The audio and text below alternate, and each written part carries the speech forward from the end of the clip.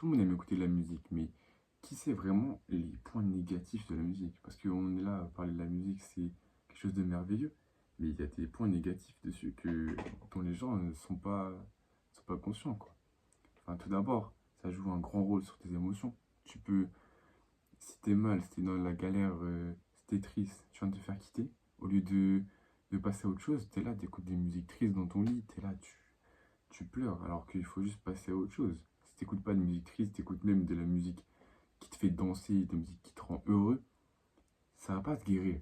Ça va pas te guérir. Ça va pas te guérir, mais ça va grandement mieux t'aider que la musique triste que t'écoutes pour chialer dans ton lit, quoi.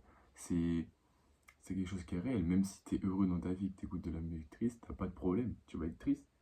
C'est pareil pour TikTok. Tu scrolles sur TikTok, tu vois des TikTok tristes, des TikTok qui te correspondent un peu, ça te touche.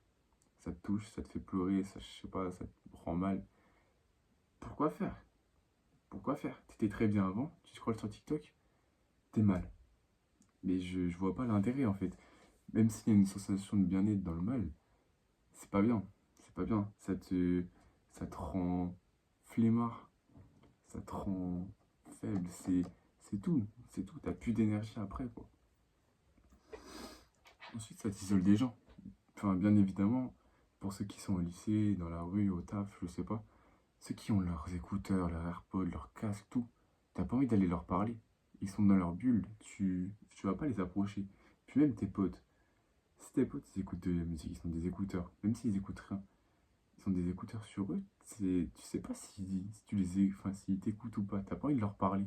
T'es pas là à passer un agréable moment. Le mec il est là, il te dit toutes les 2 secondes. Forcément, tu kiffes pas ton moment, quoi. Donc sois pas cette personne-là à avoir tes écouteurs tout le temps, à écouter de la musique. Surtout si c'est passe un bon moment avec tes potes au lieu de d'être là dans ta bulle. C'est. Voilà. Bien évidemment aussi, quand tu travailles et que tu mets de la musique avec des paroles surtout, parce que la musique zen, les fréquences et tout, je dis rien, j'ai rien contre ça. Et franchement, c'est quelque chose qui aide vraiment. Et ça m'a vraiment aidé. Alors que la musique que tu mets avec des paroles, peu importe la musique, ça peut être du rap, des musiques tristes, des musiques, je sais pas, de lover, peu importe. C'est. Ça va juste te distraire pendant ta musique. Enfin, pendant ton travail, excuse-moi. Pendant ton travail. Parce que tu seras concentré sur la musique et pas sur ton travail. Tu vas faire un travail superficiel. Alors que tu as les outils pour travailler. Le problème, c'est juste que tu n'as pas envie, donc tu mets de la musique. Alors la prochaine fois que tu travailleras, mets de la musique, des fréquences zen, des trucs comme ça. Ou essaye de travailler sans musique. Ça va être compliqué au début. Mais une fois que tu seras chaud, c'est comme le sport. Une fois que tu es chaud, tu peux. Par exemple, tu vas courir. Au début, c'est galère.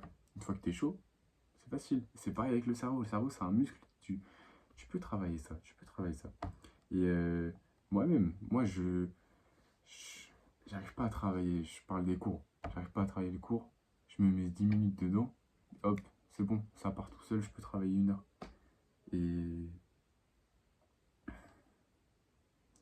bien sûr, la musique, ça a des effets positifs sur toi. Mais ça en a aussi des négatifs. Et il faut être vraiment conscient de ça.